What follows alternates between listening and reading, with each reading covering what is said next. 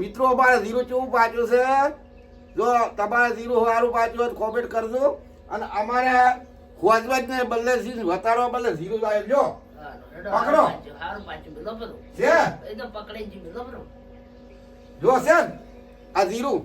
અને બીજું તમને કહી દઉં બટાકાની બાજુમાં વાયવ તું ઝીરો એટલે આ ઝીરો છે અને બટાકા હવે તમને બતાવું બરોબર તો એ જો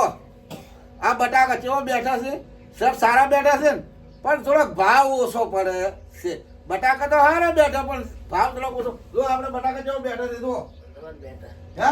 સારા બેઠા તાર ઓલો તમે શાક મને કરી દાલો અને ખાવા બેસી જઉં જોરદાર ઝીરુમાં નાખો આજવી અને ઝીરો અને બટાકા નાખી અને બટાકાનું શાક બનાવીને આલો જોરદાર ખાવાનું છે જો રેડી તાતા બટાકાનું શાક બનાવ્યું છે જોરદાર જો જોરદાર બનાવ્યું છે અને કમ્પ્લીટ કરી બનાવ્યું છે બટાકાનું શાક ખાઈ લો અને બાજરીનો રોટલો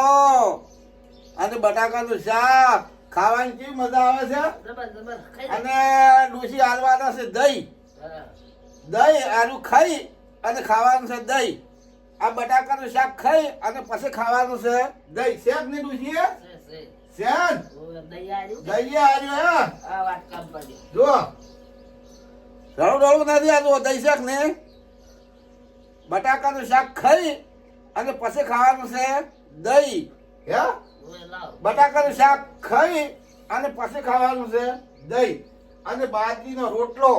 ઠેપમાં જેવો શેક ને શેક ને શેક ખાવા બનાવું છું રોટલા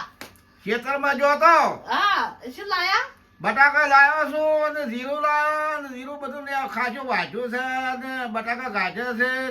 બધું કમ્પ્લીટ કર્યું છે હવે બટાકાનું શાક મન તું કરી આલ